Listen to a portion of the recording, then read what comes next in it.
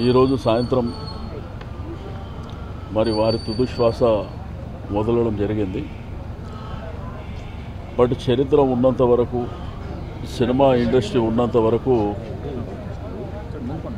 దాసరి గారి పేరు ఎవరు మర్చిపోలేరు. నీకు భారతదేశ సినిమా ఇండస్ట్రీలో తనకంటూ ఒక ప్రత్యేకమైనటువంటి స్థానం ఏర్పాటు చేసుకొని డే 1 నుంచి చనిపోయే వరకు పులిలాగానే బతికిండు. ఎవరికి తల వంచలే. మామూలుగా ఇండస్ట్రీలో ఎవరి పని వాళ్ళు చేసుకొని వాళ్ళ ప్రొఫెషన్ వరకు చూసుకొని పోతుండే. కానీ గడిచిన 50 సంవత్సరాల నుంచి దాసరి నారాయణరావు గారు ఏ చిన్న ఇండస్ట్రీలో అంటే లైట్ మ్యాన్ నుంచి మొదలుకొని ఎవరైతే టెక్నీషియన్స్ కానీ, చిన్నవాళ్ళు కానీ, యూనియన్స్ కానీ ఎవరికి ఇబ్బంది ఉన్నా care of address Dasari Narayana Rao గారు. ఆయన అందరికీ పెద్ద దిక్కులాగా ఉండి సినిమా ఇండస్ట్రీ మీద ఈగ వాలకుండా తను కాపాడినటువంటి వ్యక్తి. ప్రత్యేకించి చెన్నైలో సినిమా ఇండస్ట్రీ ఉన్నప్పుడు హైదరాబాద్ తీసుకురావడానికి కూడా మూలకారకుడు దాసరి నారాయణరావు గారే. దాంతోపాటు ఈరోజు చలనచిత్ర పరిశ్రమలో పేదవాళ్ళకి ఇల్లు కడుతుందంటే అది దాసరి గారి కృషి. ఈరోజు ఆ పేదవాళ్ళంతా ఒక నీడ దొరికిందంటే మరి దాసరి నారాయణరావు గారి కృషి వలన అది దొరకడం జరిగింది. ఒకవైపున సినిమా ఇండస్ట్రీలో ఉంటూ మరి రాజకీయాల్లో కేంద్ర మంత్రిగా పదవి బాధ్యతలు కూడా చేపట్టినటువంటి వ్యక్తి.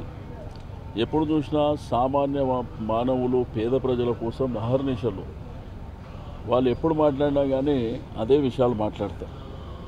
రెండోది, నాతో రెగ్యులర్గా మాట్లాడినా కానీ చలనచిత్ర పరిశ్రమలో ఉన్నటువంటి పేదవాళ్ళ గురించి మాట్లాడేటువంటి గొప్ప వ్యక్తి. బట్ ఎవరికి తల వంచకుండా ఆ పేదవాళ్ళ పక్షాన నిలబడినటువంటి వ్యక్తి. అందుకే ఈరోజు తెలంగాణ ప్రభుత్వం, ముఖ్యమంత్రి గారు అధికారిక లాంఛనాలతో చేయాలని చెప్పి మరి ముఖ్యమంత్రి గారు డిసైడ్ చేయడం జరిగింది. కాబట్టి ఇక ప్రోగ్రాం అయితే మీ అందరికీ తెలుసు. ఉదయం 10-10:30 మధ్యలో ఇక్కడి నుంచి ప్రారంభమై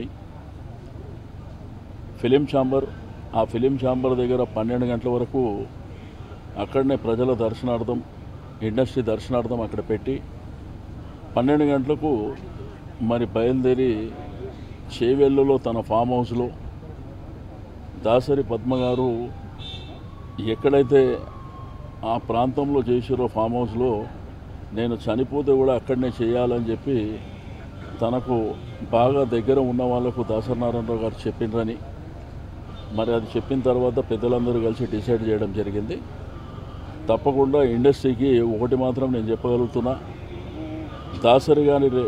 దాసరి గారు లేనటువంటి లోటుని తప్పకుండా ఈ ప్రభుత్వ పక్షాన నేను ఈ పేదవాళ్ళకు అండగా నిలబడటం జరుగుతుందని చెప్పి నేను ఈ సందర్భంగా తెలియజేస్తూ ఉన్నాను. వారి ఆశయాలు, వారు మన మధ్య లేకపోయినప్పటికీ వారి ఆశయాలు చిరస్థాయిగా ఈ ఇండస్ట్రీ చుట్టే తిరుగుతాయని చెప్పి నేను ఈ సందర్భంగా తెలియజేస్తాను.